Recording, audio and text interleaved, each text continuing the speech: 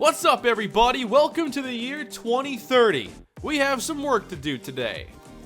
It's going to be another full season episode unless we go on to the Super Bowl, in which case I was thinking about maybe actually playing the next Super Bowl we make it. Should we make it, I thought about plugging in my sliders for one game and playing with this team because I've never gotten a chance to actually play with Anton Greenberry or these players, which makes this a far different series than anything I have done. I've essentially turned this into NFL head coach, but I like the experience. I like how we've done things here, but getting to play with them maybe once would be really fun.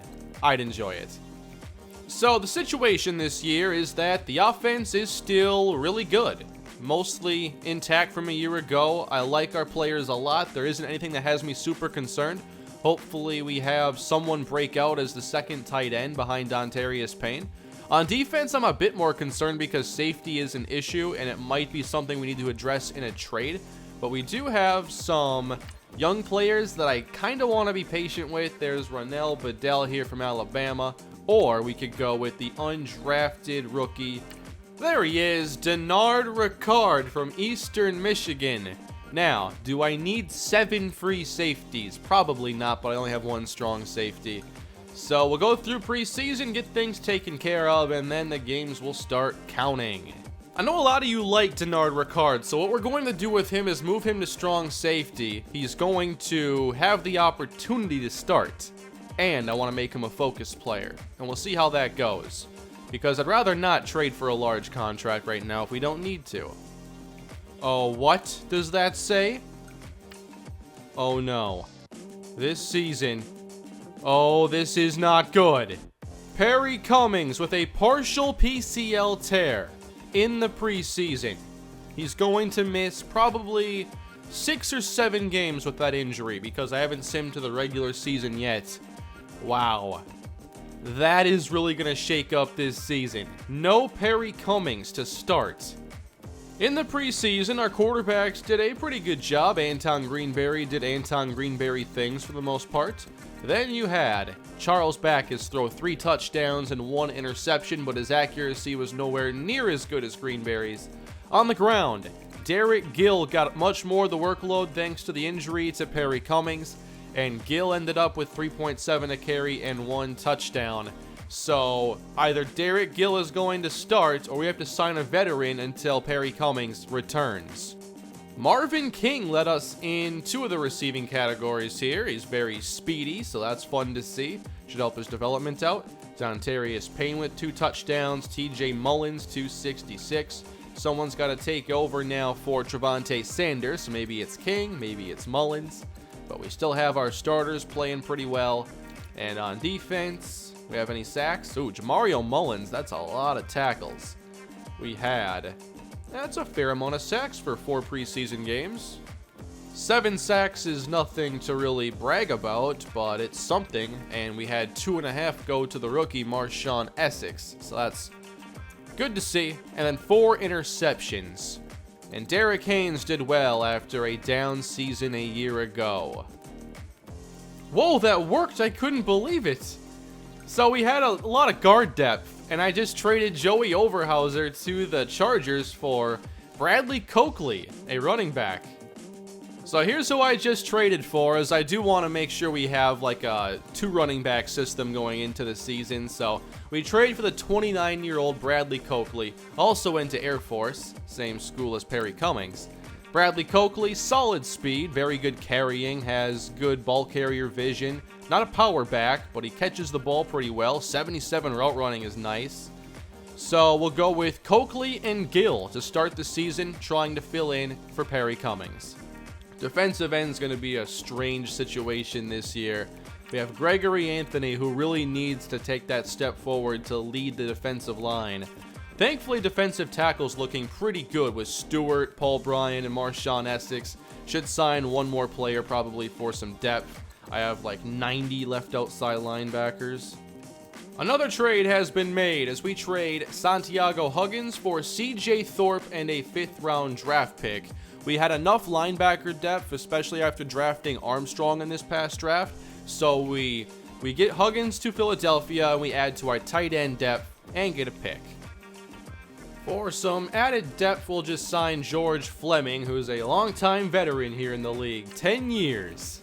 So here are the main roster moves then. No major releases, just some young players that maybe didn't have the best chance to start in the future. We made the couple trades, edited a couple positions, and I think we're ready to go. We have a late bye week, which means Perry Cummings will miss the first 7 games of the season.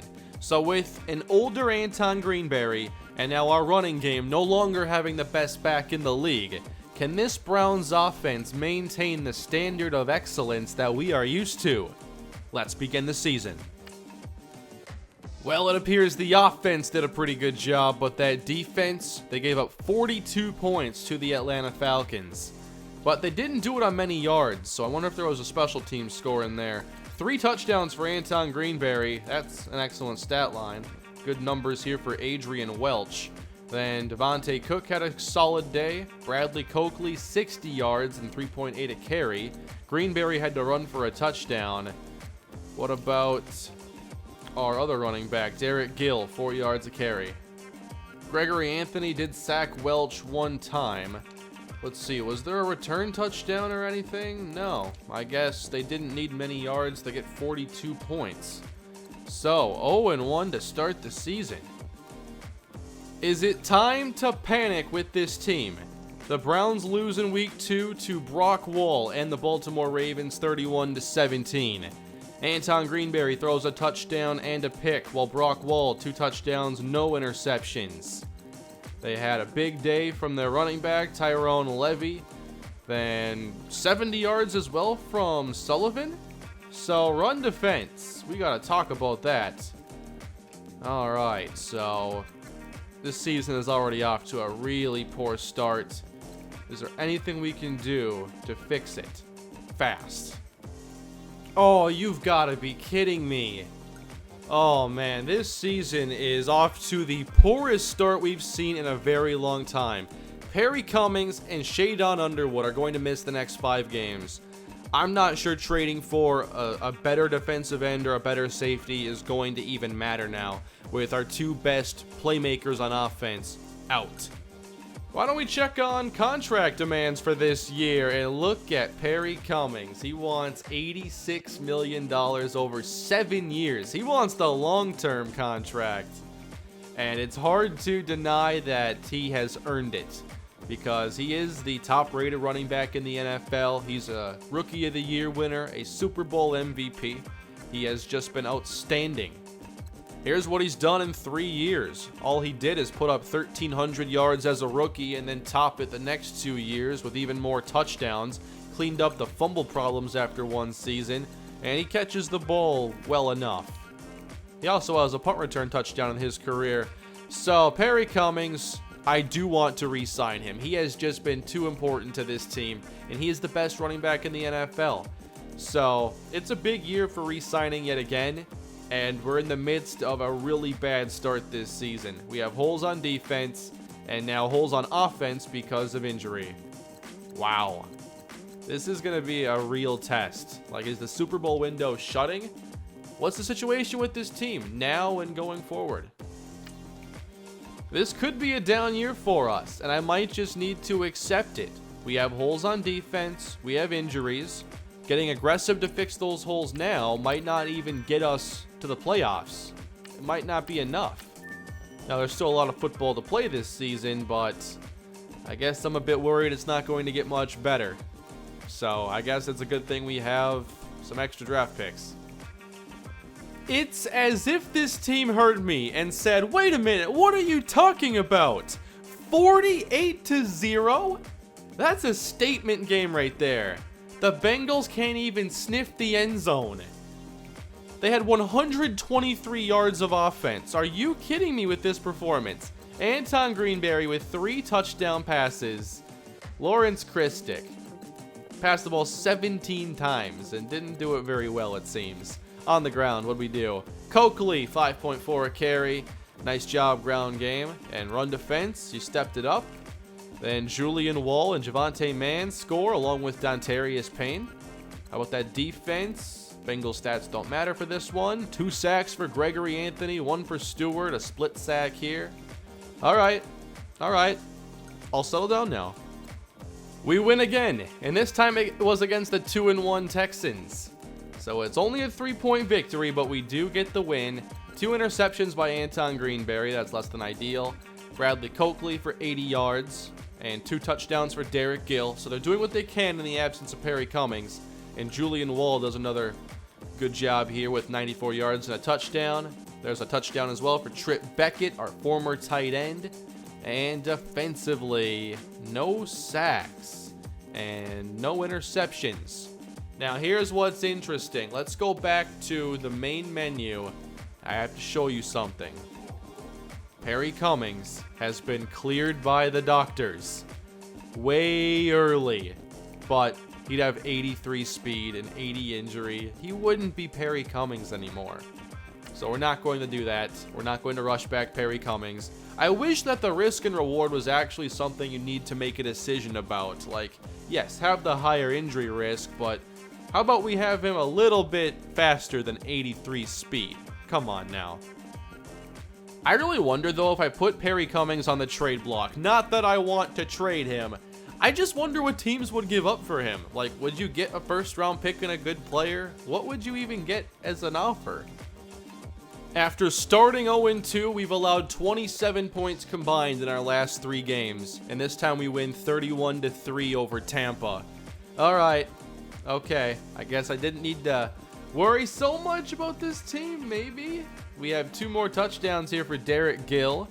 And over 100 yards combined for the running backs.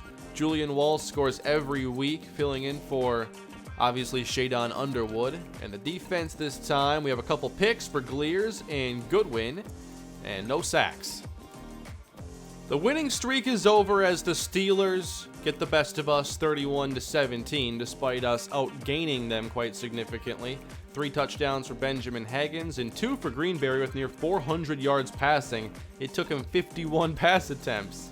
Big day for Quan Ricks. Coakley for 3.6 a carry. And then Javonte Mann steps it up along with TJ Mullins. That's good to see. Another touchdown for Wall as well. Okay, there's a prospect I have interest in. A second-round prospect who's actually an early first-round talent at corner. We have Leon Ashley with A- press. You don't see that very often for corners in Madden, so that is really exciting.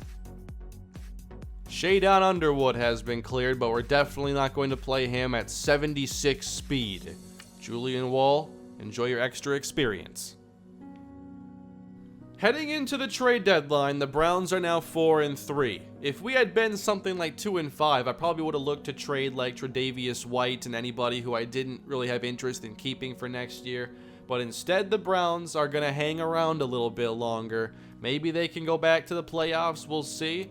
I think that if we're going to get there, it might take an upgrade on defense. So I might need to see what I can do. As Coakley runs for 104, Gill scores a touchdown as well. And we should be getting Perry Cummings back next game, along with Shadon Underwood, against a 1-6 Saints team. So I'm looking forward to that. But maybe either an end or a safety is what we need to address this week before we move on. Danton Armstrong has been a focus player this season, so he's not getting a lot of playing time, but we can still upgrade a lot of his intangibles. And I think that when it's his time to play, he'll be more than ready. Another rookie, Marshawn Essex, has gained a lot of experience already, and we'll be doing the same thing with him, getting those intangibles up. I think he'll be starting next season for us. Denard Ricard will get his awareness up as much as we can there with 1 more to zone coverage. He becomes a 74. Not bad for an undrafted rookie halfway through his season. We have so much XP for Matt Hedrick. One thing I'm going to do now is buy all of the re-sign influence packages that I think will be relevant for the near future. So, pretty much all of them but quarterback right now are important to me. We already have maxed out progression, so he's basically as good of a coach as you can have in Madden. We got a trade done. We acquired Luis Dunn from the Tampa Bay Buccaneers as we traded away backup tackle Bradley Rayner and a 5th round pick. So Dunn has 2 years on his contract, so it gives us a player for a couple of years. His deal isn't too large. Many of the players that I found that I was interested in trading for had like 5-year contracts and were set to have $20 million cap hits before too long. So we do get Luis Dunn, and he has 88 power moves, 84 block shed. He's more of a 3-4 end than a 4-3 end, but I think it'll be okay for us in this series. And here are the cap hits we can expect then. 6 million and 8 million, not too bad. Jordan Stewart is now going to miss some significant time, so thankfully we have some defensive tackle depth. That's one area where we could afford the injury. So now we get Shadon Underwood and Perry Cummings back on the field. Let's see what happens against the Saints. Seriously, we lost in overtime?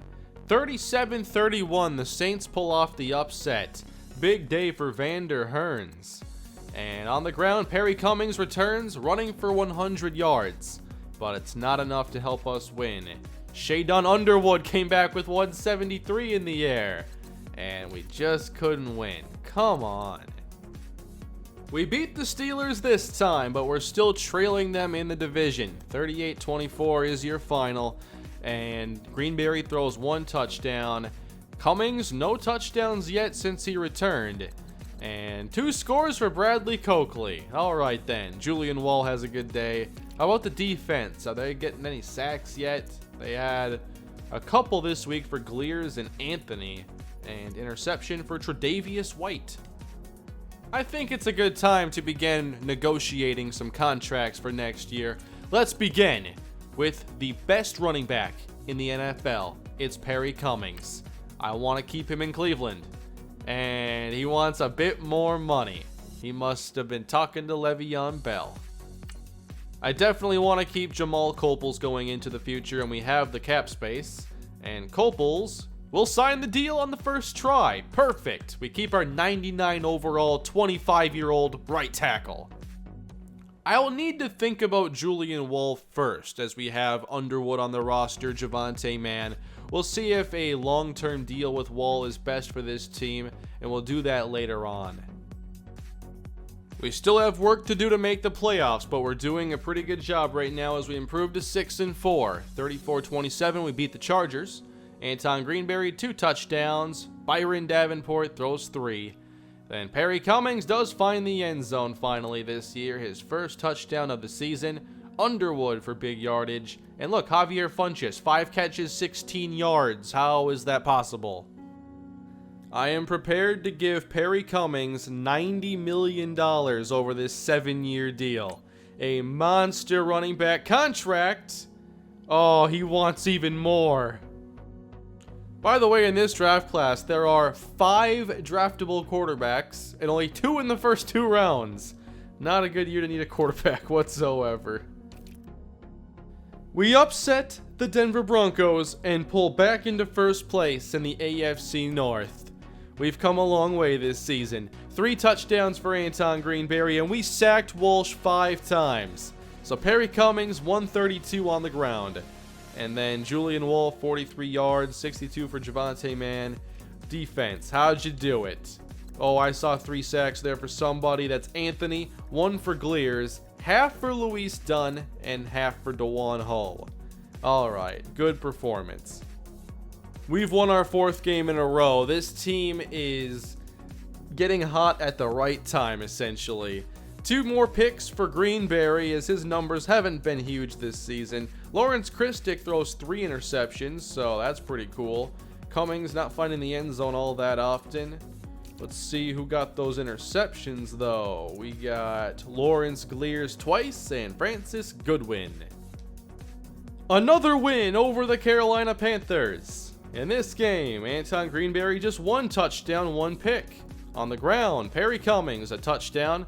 I put him at the 3rd down role as well to see if he'd get more carries, but it's not really more than usual. Coakley still found the end zone twice, and he's not the 3rd down running back, so not much I can do there. Underwood and Wall both have monster performances. They have some nice stat lines this year. I assume Julian Wall is going to have very good numbers in this contract season. I don't know if this is my last attempt before he just locks me out. I really don't know how far you can take this. I'm about to offer Perry Cummings a 7-year, $95 million contract. This equates to a $35 million signing bonus. Yes! Perry Cummings is staying in Cleveland. I really wondered if it would take $100 million to sign him. It took almost that. So that definitely takes away from our funds now going forward. We're still at 46 with some home games left to play, so I'm not worried about it. But Perry Cummings has been signed to what I assume is the richest running back contract in the league. And I want to see what his cap number ultimately becomes at the end of it, because a 7-year deal is quite long. It's actually a 7-year extension, so he's on an 8-year contract at the moment. And his cap number never really gets out of control. I mean, it's high for a running back, but it's Perry Cummings. I am cool making this deal as well before the season ends for Charles McCarron. He's a center, so the deal's a bit cheaper than most positions, and the deal is done. So going into the offseason, you can expect to see us have to make decisions for Julian Wall, Tre'Davious White, Gregory Anthony, and Terrell Butler, also Ross Fanene. So that makes it a little bit easier, but there's still going to be some tough decisions. This team just keeps on winning 45-35 over the Oakland Raiders. 3 touchdowns for Anton Greenberry and 5 sacks for the defense. Perry Cummings, good day. Ace Harrison fumbled twice. Poor Ace. 3 touchdowns for Shadon Underwood. And who got those sacks on defense? I see 2 for Anthony. I see 2 for Paul Bryan and 1 for Luis Dunn. Interception for Terrell Butler. With this victory over the Ravens, the Cleveland Browns have won another division title. And 4 touchdowns. Take that, Brock Wall. We get our revenge this week. Good day for Perry Cummings. It seems whether he's the top 3rd down back or not, it really doesn't matter. Their second running back is going to get carries. So Javonte Mann with the score. Same goes for Wall and Dontarius Payne. How about the defense? Any sacks? We go 1 for Anthony, so he's getting some numbers this year. We finished the season with 8 straight victories, and we get a first-round bye in the playoffs. 3 touchdowns for Anton Greenberry, and 87 yards for Perry Cummings. Trevontae Sanders had a good day against us because he always has a good day. So we have no wildcard game, but who's the injury here? Who is hurt going into the playoffs? Ooh, it's Jamal Copels. And I obviously traded away one of our backup tackles. So that's a big loss for us right now. We're going to play backup guard Warren Droge at right tackle. And hopefully he does a good job for us.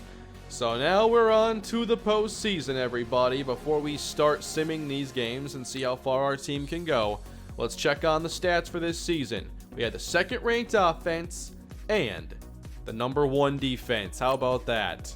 Even though we had some issues early. Anton Greenberry, 34 touchdowns and 11 interceptions. Another great year for him. Even if it's not among his best, it was still better than a season ago. Perry Cummings, unfortunately, does not reach 100 or 1,000 yards because of his abbreviated season. We had Bradley Coakley do a decent job in his absence, but there's no replacing Perry Cummings, no matter who you have. Then Julian Wall, 1,000 yards and 8 touchdowns. Underwood also missed some time, so his numbers are down. And I think that, this team, I was wrong to be so worried so early. And Gregory Anthony had the breakout season here in his contract year. I wasn't sure if I wanted to keep him because he had never put up these kinds of numbers. Well, now he has. So I think that I'll definitely want to keep him around. And for interceptions, I see 4 for Glears and 2 for Francis Goodwin, none for Denard Ricard, sadly. So how many interceptions is that now for Goodwin? I think like 42, 43 in his career. Our first game will be against the Denver Broncos, a team that we did defeat this season, but now much more is on the line. Who emerges victorious? We're moving on. We beat the Denver Broncos 35-21 with 2 touchdowns from Anton Greenberry, and we caught 3 interceptions off of Daniel Walsh. 5 yards of carry for Perry Cummings, who got those INTs. 2 interceptions for Lawrence Glears and 1 for Jamario Mullins. Pretty awesome. Now we're set to meet the Colts once again. Who's moving on to the Super Bowl? We're going back, everybody. The Cleveland Browns 38, the Colts 14. This team, they worried me at the beginning, but they turned it around. This is awesome. In a year where Perry Cummings was hurt for a lot of the season, so was Shadon Underwood. The defense seemed like it had too many holes. But we were 0-2 with 5 more games before those players were set to return, and allowing the points we did. I thought, I was already preparing in my head, like, all right, we're going to trade away Tre'Davious White, maybe some other players who are going to be having expiring contracts. We'll prepare for next season. Sometimes these things happen. But you know what? It didn't happen. Not at all. We're going to the Super Bowl this season. So let's see who made the Pro Bowl even though we're not playing in it. Greenberry's going. Oh, no Perry Cummings because of the injury. How about receiver? Julian Wall will go. That's great. Trip Beckett, Joseph Chung, Charles McCarron, Jamal Copels. Gregory Anthony gets the Pro Bowl bid this year. That's pretty cool. Gregory Long goes. I miss him on this team. Lawrence Glears, that's my guy. And then no one in the secondary. But hey, we had King make it as the returner. How about that? We might as well check these awards too. Hudson Spitz is your MVP with Anton Greenberry coming in 6th. And, oh, come on, Matt Hedrick, 3rd in Coach of the Year. Get out of here with that. In the NFC, or actually, no, we're in the AFC, that's right.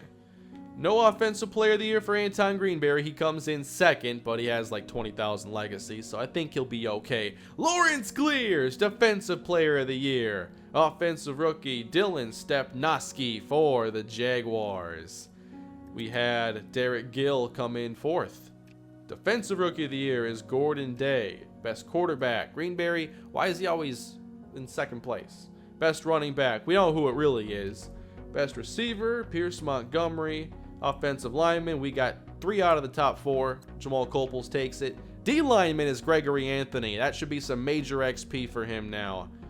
So, awesome. Good season for us. And it ends with the Super Bowl. And now the question is, do you want to see me play this thing? Do you want to see us actually play a game in this series against the Arizona Cardinals? And Jamal Copels comes back, by the way. So, the Super Bowl heads to Tampa next episode. And I could sim it like I have for everything in this series, or for the first time ever, I could play a game with the Cleveland Browns that I have constructed. What do you want to see down below in the comment section, everybody? Let me know and I will see you next time. Please leave a like if you enjoyed the video, subscribe to the channel if you're enjoying the content, and hit that bell for post notifications. I will see you all in the Super Bowl episode. Have a great day.